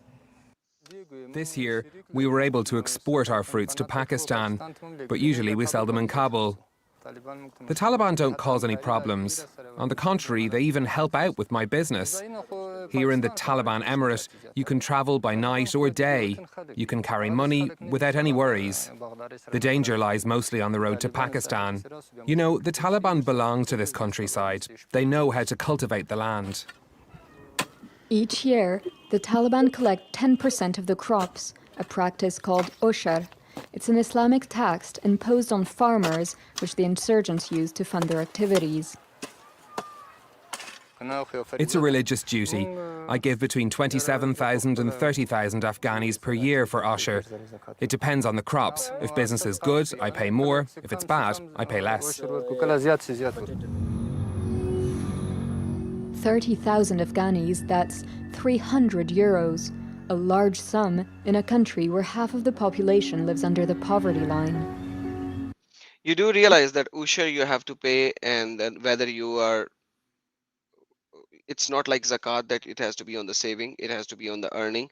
Whether you are filling your stomach and your family's stomach or not, you have to pay 10%, right? Right. Sure. Yeah. Yes. So that's the reality, and that's how they're getting the money from these, and that is why the villages are more. Most of the Afghan people, what are they doing? They are making crops, and It- these people have their hands on the crops. did you see this right here? Taliban demands girls above 15, widows under 45 to be married to their fighters. So that's what Islam says. What's the difference? Why are you Surprised. surprised? Yeah. Why are you surprised? Haven't we done so many videos on that part? Yes. But to see it coming to pass in front of our eyes with real human beings, What and do you mean by that? Like you think that the 7th century people, 8th century people, 9th century people, 10th century people were not real human beings? Come yeah, on, Steve, brother. I, I'm sorry, but like they were also real human beings. yeah, you're right. We knew that this is happening. I have the friend John Isaac, who comes out of Egypt. He Yeah. know first-handedly what happened. So, like, but this is what Ibn Fuban is saying as well in the West. That is why I'm doing the comparison analysis. Check this out, what he says next, and you will see what will happen to the woman. And he was a brave man, an intelligent man, and he saw that these people from Habasha had conquered their land and had violated their women, they had raped and plundered and taken their wealth and enslaved their men. And he had a ghira, and he had this sense that this is wrong. And this is the people of ghira, and people that don't have ghira, then they don't care who rules over them. They just want to make their money, they just want to submit and be safe and be safe, quote unquote. And they don't care. But the people of Ghira, they don't allow it. And amongst the Muslims as well, when we see the kafir enter the lands, the people of Ghira, they will not stand for it. And Kafir enter the land of the people of Ghaira means the We won't. Muslimin who has Ghaira, they will not stand for it. And Ghaira Ghira, means Ghairat. yeah. Ghairat. So English, make English, buddy. Ghira means people of zeal, people who are zealous for their land and for their religion. For their woman. He's talking about the woman right now. And, Woman. He's talking about woman. Now check what if a Muslim woman would do something, what is your Ghaira wants to do. Check this out. they will continue to strive and struggle until they're free. The Taliban take pride in their supposedly egalitarian society, but women remain the first victims of their cruelty.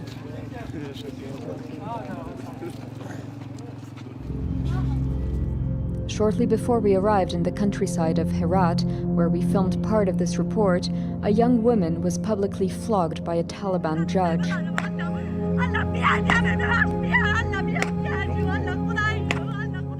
Her crime, indecency. She had, allegedly, spoken on the phone with a boy. If this woman had been married, she would likely have been stoned to death.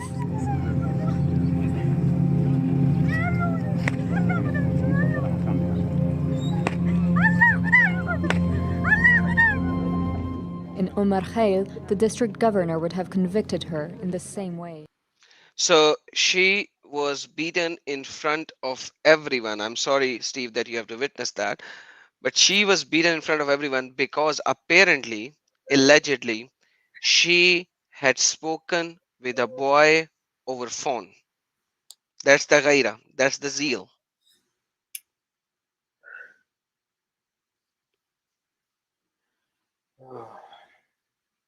Spoken over the phone, brother. Not even physically. Not face to face. Not touching. Not showing their face. Over phone.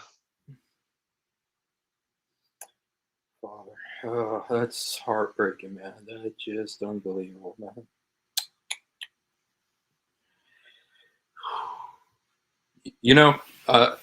Adam, since I got you here, I'm just, I got to end this here, but I just want to play that Linda Sarsour video again because Really?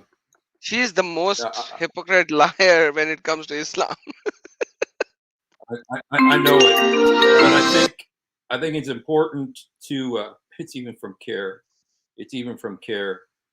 But I just want to show it because to show she's living in the the warmth of America and the freedom of America.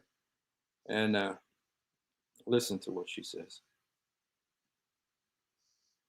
When we Oh, say you're Sharia welcome. law, you're saying law. But anyway. So I actually got caught in a controversy about this, which is, yeah, it means law. So technically, when we say Sharia law, you're saying law. But anyway. So I actually got caught in a controversy about this, which is why I'm happy to answer this question. At the same time, 8 years ago, when the Oklahoma state legislator was trying to ban Sharia, this really monstrous thing. It's really monstrous. I was. She's saying like it's sarcastically. This really Exactly. monstrous thing. It is really a monstrous thing. In New York City, and we were basically we had a social media campaign trying to basically explain what Sharia was, and so I got into controversy at the Women's March because then these trolls went back 8 years ago and pulled out tweets out of context and sequence because that's what they do. Yeah, Anyway, I can't stand listening to her right now. But anyway, that's. Brother, you have already seen Sharia first-handedly that is happening there. I don't know what more proofs do you need to see, but when we talk about these people who proclaim Islam in the West, they are lying from their stomach, from their whatever. Hell on earth, why people follow. Dude, Manoj, you can't even. Manoj Kumar, wow, we have an Indian brother over here. You can't even comprehend what their ideology is. And if you are brought up in the West, you cannot comprehend their ideology. I have been brought up in Pakistan. I first-handedly know what they say in the mosques, what they proclaim in the mosque. These Westerners will actually say, hey, Pakistan is not even Islamic, they don't know the true Islam. Dude, you guys are BSing. They everything they say they back up. But when you say something, you don't back up. Islam is Pakistan is imagine, Steve brother, how many Islamic scholars do you see which have some kind of a root from Pakistan or India or Sri Lanka or somewhere like that? This is this is the new front. I mean, they are more knowledgeable and more involved than like the Arab, even though the Quran is in Arabic. Exactly. So if you see the speaker's corner, that old guy, and I've made a small video on that old guy as well. He's Pakistani. I forgot his name. I'm sorry. Excuse me for that. The Ali Dawa has some roots from Pakistan as well. Shabir Ali has roots from Pakistan or the same area. There is a Ahmad guy who is a white beard guy, um, who has an English channel. He has roots from there. Abbas has roots from there. Like you pick any name right now, like 80% of them and Uthman, Sheikh Uthman, Ibn Farouk, he's Pakhtun. He comes from Peshawar or area near Peshawar, Pakhtun. So pick any major known person who is debating Christians or who is supposedly giving dawa, they have roots from Pakistan. They have roots from Pakistan. What does that tells you? And when these scholars say Pakistan doesn't have the true Islam, then remove all of your scholars. Remove them. Throw them in the bin. You don't throw them in the bin. And yet you say, I challenge each and every Islamic scholar in the West who has Pakistani root to come and have a debate with me to prove me that Pakistan does not have the true Islam. Pakistan does not have the true Sharia. Yes, I will fully agree. But what they proclaim in the mosque is true because Pakistan has major cities where Islam is sissified, and they do not allow the mullahs to come up in power. And the mullahs in Pakistan are mostly corrupt. And I fully agree with you on that. But when it comes to proclaiming the Islamic things in the mosques, it is 100% correct. They back it up. Everything that I have heard from these mullahs, when these people even say that it is not Sahih, if you look at it, it is Sahih because of the certain books which calls them Sahih and certain books does not call them Sahih.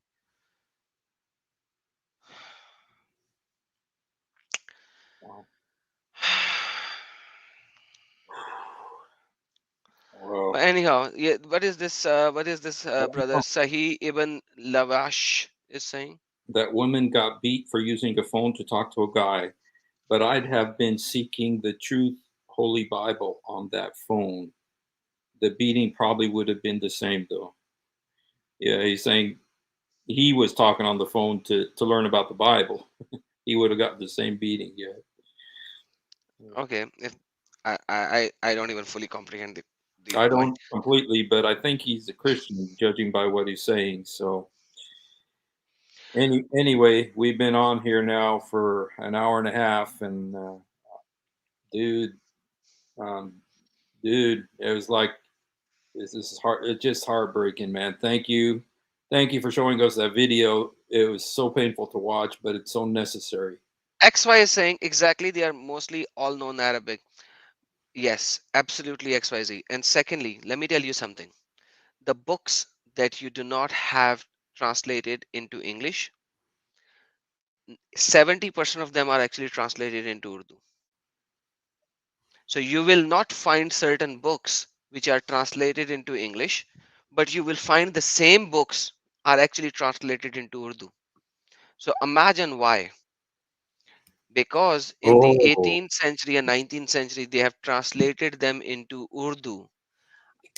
I- I- Out of Kitabus Sitta, there are so many books that have never been translated into English, but you will find them in Urdu. I have them in Urdu. I have a book that I was reading the other day, and it is according to the Maliki school thought. And they were describing there were at least 60 pages, and we can go through that book someday whenever you like, Steve. And they were yeah, I'd describing like. in those 50 70 pages, only one thing. Steve, imagine what they were describing. They were describing if a person has married a girl. Saghira girl means a girl who is on breastfeeding. Say that again. If a person has married a saghira girl, a girl who is on breastfeeding, Who's still breastfeeding who is still breastfeeding from her mother. Wow. from her mother, and if you marry a woman who's breastfeeding and your wife gives her milk,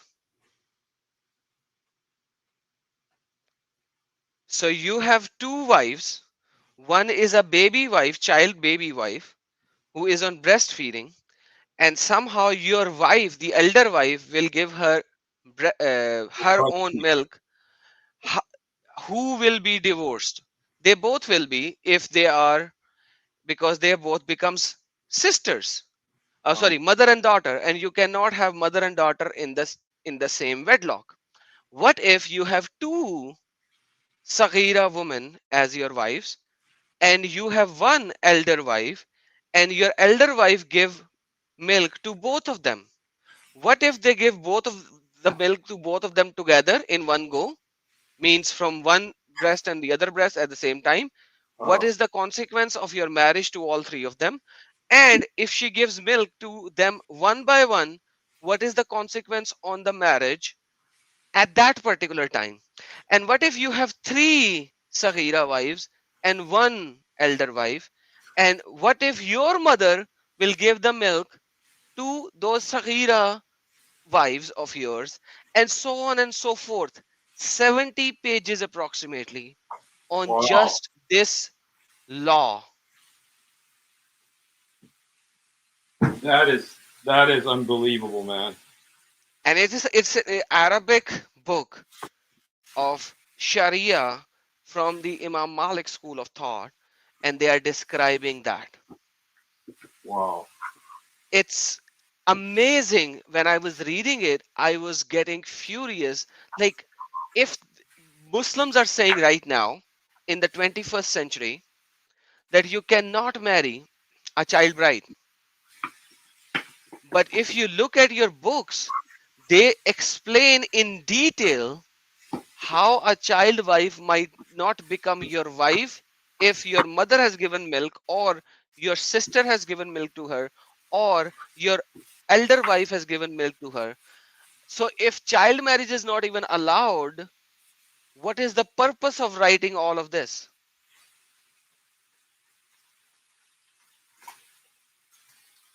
That You is see the so. problem. It is like I got no words for it, man. And then they actually show you, then they actually talk about, not show you, talk about the waiting period, the idda of these Yeah. Sagira wives. Yeah. The idda of these Sagira wives. And then they actually carry on in showing that if you have a wife who is pregnant and marries to another person, because the pregnancy can last up to 2 years. How many years, brother? 2 years. Hey, Mohammed's mother was pregnant for 4. Yeah, but like 2 years, that's Malaki. So Hanafi, I think, probably. So anyhow, so what is going to happen? So imagine, brother, it's and it is 9 volume. So what I'm saying is simple, brother. There are so many books which are in Urdu, the Pakistani language, which you will not be able to find in any other language other than Urdu language, and Arabic, obviously, because Arabic is in which they were written. By the way, you are cooking spaghettis and everyone is looking at you and they are getting tempted and their tongues are out. And I am talking about some really nice things about Islam, and they all want to see what you are cooking. I'm sorry, man. It's like I did this the other day with Sam. Sam and Osama Dukduk. I was cooking the whole time, and Sam said, "We just got a comedy show here. You know, sorry, you guys. I had to cook my food before it gets too late. But Adam, the only book I ever see people talking about in English, Sharia book, is the Reliance of the Traveler. Now, I'm not talking about a Sharia book. I'm actually talking about a book of uh, fiqh. Oh, fiqh, This is fiqh. jurisprudence. This is jurisprudence. This is fiqh. This is not Sharia. Yes. So without fiqh, you do not have. So fiqh provides the evidence for the Sharia. So for the viewers who are listening, fiqh is the ruling on which the law is implemented. So fiqh is the basic, and based on that fiqh, you have the law. The law means the punishment or etc. etc. Oh, So okay, the verdict. yeah, exactly. So the verdict comes when you have a if you do not have the rulings, like what is what, how will the Sharia be implemented, you know? Implemented, right? So this is the book of fiqh, so that you will actually have, once you have the book of fiqh, then you can apply the Sharia. Wow. Can you? I'd like to. Can you send me some of that? I can send you the whole book. I can send you all 9 volumes of it in English. It's in English. Sorry, in Arabic, because obviously you can't read Urdu. But Yeah. I will send you the Arabic version of it, and Okay. I will show you exactly where you actually need to go to see it. Yeah, if you could, just because my Arabic reading is a little bit slow. So And Ida said, Adam says it again. What did I said, brother? I have no idea. And Rob said, I will never become a Muslim. Thank God, man. So Steve, can you please remove this text from the screen, Oh, because I'm go- so b- the ending, I'm gonna give you some nice ending, because that's what the ending that I did on my could stream you, as well. could you make it an ending that I could eat dinner afterwards? Yeah, you'll eat dinner afterwards. That's a guarantee. So let me just do something for everyone so that everyone will like it as well, because I know it's it's demonic, man. It's demonic. You know, it's like I think I've been in mourning for the last 2 days just for the girls of Afghanistan. You know, Man, and you seriously can't do much about it, And I would say that partially it's the fault of their own family, that they did not stand up for that. Uh, you know, call me whatever, but it's it's very problematic when your own family wants that Sharia.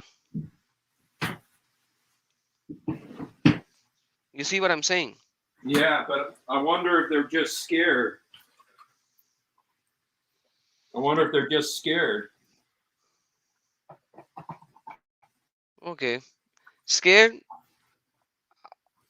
I don't think so. You have seen what they are saying. I've shown you the video. Yeah. Well, like you said, you know, and there was another guy that said what you said today. You know, he said that the problem is that a lot of people do want the Sharia. You know, a, Exactly. a huge percentage That's of the what I people. was showing. Yeah, that's what you were saying, and you know, he said that. He said, I mean, I read that earlier today, and he just said, you know, one of the big problems we have is a lot of the people want the Sharia, and not the people who have tasted freedom, or the girl, like that girl who's never known anything about Sharia until. Dude, they are the people who does not want are maybe 20%, because they are the ones who are living in the Cities. in the metropolitan cities. The Yeah. rest of the 80%, dude, whether you agree with me or not, I am fully convinced that they want it. I'm fully convinced that they want it. And by the way, the Talibans are so good when it comes to using equipment. Check this out. There you go. You can play it whenever you can. That would be the end of it. They are using the equipment which they actually took over. Oops. Oh, just 1 second here. My finger got wet. Sorry about that. And after that, I am actually going as well.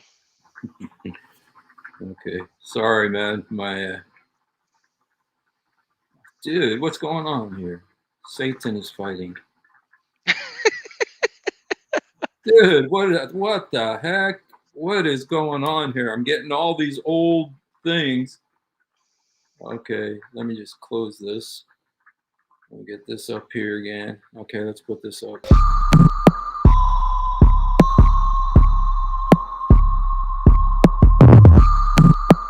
Yeah.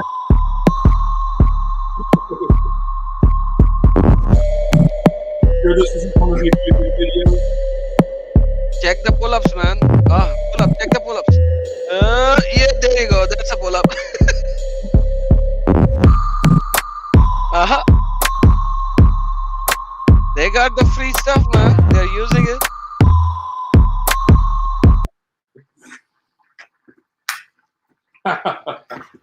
Yeah, hold on.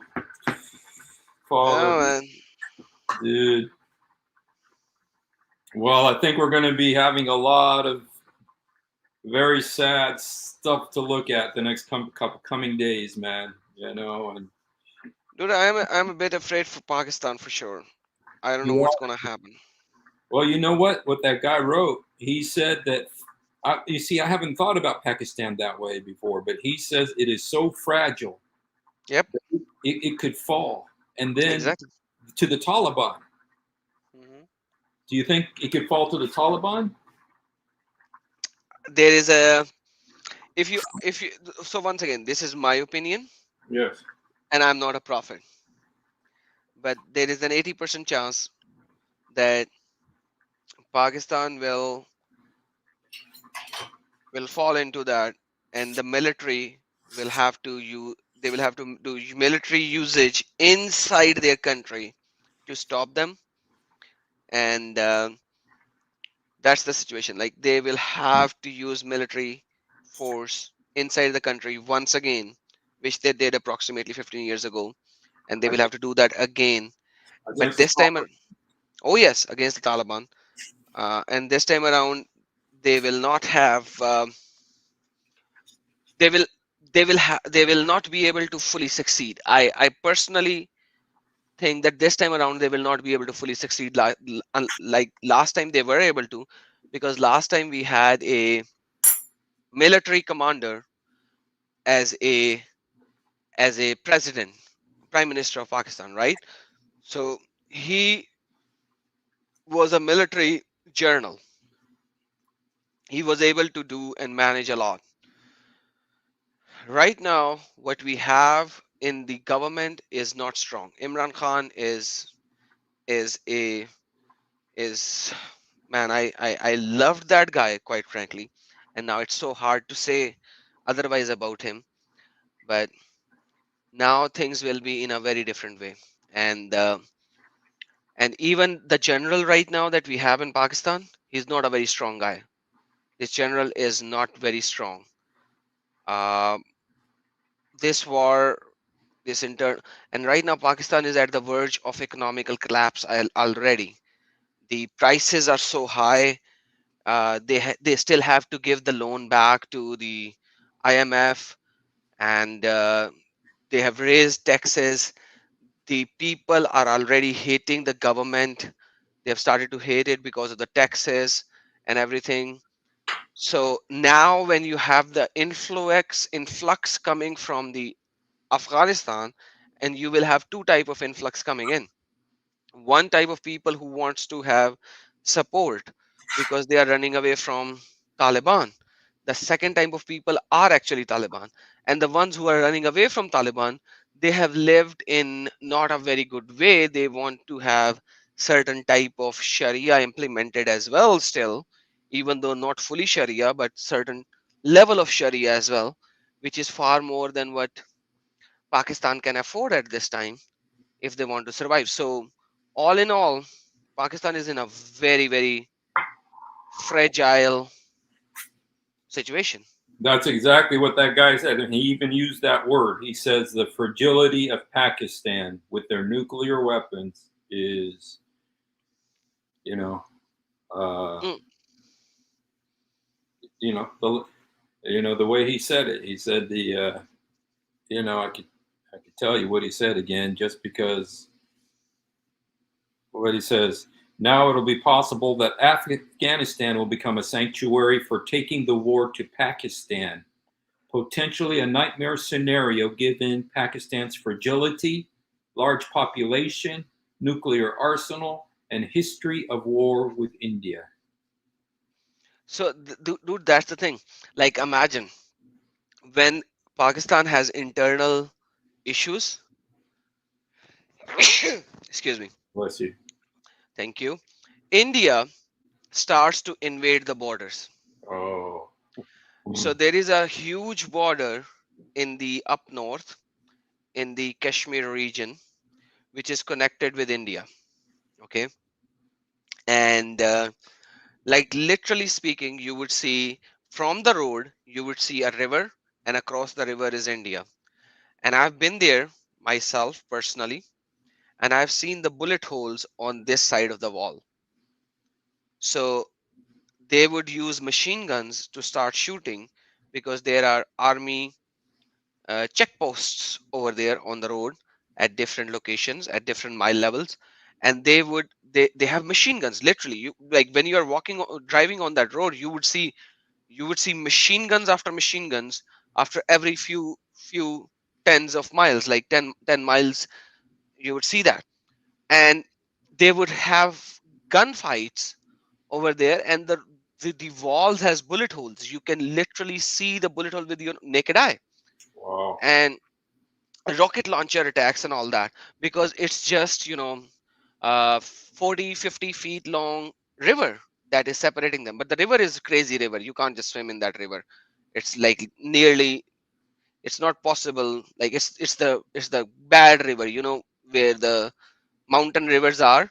Oh yeah. It's that kind of a river. But once again, with the military expertise, and you can maybe hook the rope with something, you can cross. But like, once again, they don't need to cross.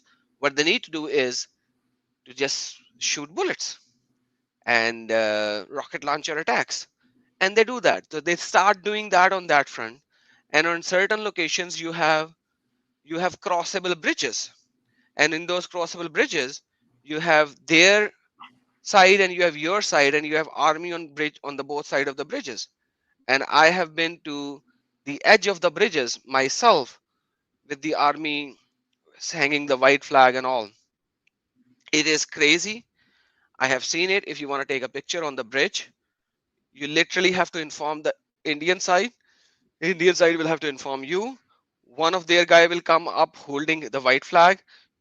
They will go out holding the white flag, and you will be escorted with army to go to the bridge to take a picture. Wow. You'd say, why would you ever want to take a picture there? So don't ask me this question, okay? I've done many stupid things. This is one of them. but but yeah, this is how easy it is to cross the border. And I have seen first-handedly our guns, their guns, like guns, not that guns, the top guns, like, what do you call it? The big gun which doesn't have a bullet but a bomb. What do you call it? Oh, rocket Like in, launchers. no, not the launchers, the other kind of top. In the, it's not like the Oh, Second World War, but in the yeah. Second World War you have the tank and a tank killing top. Yeah, Mortar. kind of that.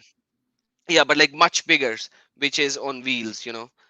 Yeah. So I have Cannons. seen them. Cannons, yes. So I've seen cannons on everywhere. Like, this is the living style of Kashmir. Uh, that's how it is. You Wow. can't you can't you can't run away from this subject. And so But when the Afghans will invade from the other side, this Indian side is already very fragile. So Pakistan is in the middle. What is the last resort for Pakistan to do if India will do that? do you think they will? Release the nuclear. Nuclear? Yeah. That's the last choice, and that's what's going to happen. Do you think they will? Sorry? Do you think they will? Let me ask you this question in another way. If you have 10 dogs on one side trying to kill you, and you are trying to save yourself from the dogs with a knife, and suddenly you see from the other side two cheetahs came up, and the only thing after a knife you have is a bomb, Mm. and if you will not blast that bomb, you will die a miserable death. What will you do? Hmm. Will you blow up that hand grenade when every cheetah and tiger is attacking you, so that while you are dying a miserable death by them eating you, you'll blow up yourself, and you'll blow up the cheetahs and Yeah. the dogs and everyone with you? And if Pakistan will come into this kind of a situation, they will going to do that, Yeah. And because what? they'll be What? like, and they have said that certain military commanders have said that if India will do such a thing, we will not go down alone. We will take them with us, and that means they will send in the nuclear nuclear arsenal.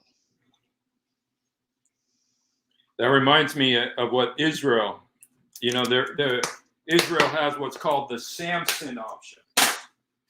And I don't know if you've heard of it. It's the Samson option is, excuse me a sec. The Samson option is what Samson said, when he was with the Philistines. He said, Drop let the me die. pillar. Let me die with my enemies. Mhm. And so Israel's, if they have to go down, they have their nuclear weapons. They'll take everybody with them. That sounds very similar to what Pakistan and the Bible describes in the book of Revelation. There's many passages about the sun being darkened, about the day being shortened, a third of the day, about the rivers being poisoned, about the water being poisoned, about the trees being burned. All of those sound like nuclear. It sounds nuclear to me. Man. But anyhow, uh, that's all about it, brother. I seriously, I Thank am scared you. of Pakistan's future, quite frankly. Not of, not because of not of Afghanistan, because Afghanistan is far too gone already. There's a level where God is going to help or protect, but then there's a level where God says, "Okay, go be it," you know. Yeah. And but when we talk about Pakistan has not reached that level.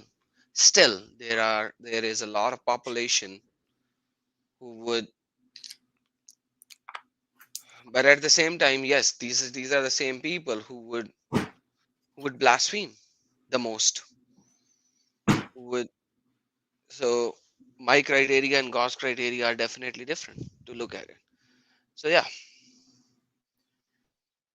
Well, brother, we're going to be doing a prayer meeting on Friday night. It'll be at 7 o'clock, from 7 to 8, and it's going to be just this week. And it would be great if you could be with us. It'd be from 7 to 8 California time. I'd love to I will. have you there. Yeah, if you Yes, can, then I'll tell people would love to hear, just a little bit about Pakistan and stuff, and the relationship there, and Taliban and stuff, and so I'm so going to invite the whole church to it. there's a guy named Masihi Muslim, which is basically a abomination in the name already. How can you be a Masihi and a Muslim? Yeah, that's what I don't But understand. Yeah. anyhow, he says no way will Pakistan use the nuke weapons. The guys who control that part are not extremists. Well, the thing is, that's what the guy is saying, is that the Taliban, because they're so unstable, so fragile, that the Taliban could take over, but let's pray that doesn't happen. And they will do it if they are threatened from both horizons. Pakistan does not have enough army force to deploy it in-house, means inside the country for Taliban, as well as able to protect their borders from India. So if they leave Taliban and go to the border, then Taliban control the whole country. If they do not leave the Taliban, then India gets into the country. So, like I said, if one side has cheetahs, the other side has dogs, and you are dying, and if you have after knife, the only thing that you have is a hand grenade, you will blow up the hand grenade. So it's not that they are not extremists. It's not that they don't have the guts. It's all what matters is, do they have any other choice? That's what Yeah. matters at that time. And All by the right, way, brother. Well, Masihi Muslim, if you are a Christian, I think it's about time that you should change your name. This is a hypocrisy and it's an abomination to your name that you call yourself Masihi Muslim. And yeah. if you are a Muslim, come up and have a talk, and I will explain you how it is an abomination, because it is an abomination. He came on while Jay was with me, and Jay said he didn't want to change the subject and talk to him. So, but all right, brother. Thank you so much, and so God bless you, and Thank you, brother. God bless you as well. And before I go, Yeshua Akbarul Azim. hallelujah. I mean, and remember, everybody, Jesus help me, Jesus forgive me, Jesus come into my heart. Jesus help me, Jesus forgive me, Jesus come into my heart. يسوع ساعدني, يسوع سامحني, يسوع ادخل قلبي. Thank you, guys. Thanks everybody for being here tonight. Had our biggest crowd ever today. Had 83 people. That's top for me. So God bless you guys. Thank you so much. And if you haven't, please go subscribe to my channel. Get me over 2,000. So have a great night, everybody.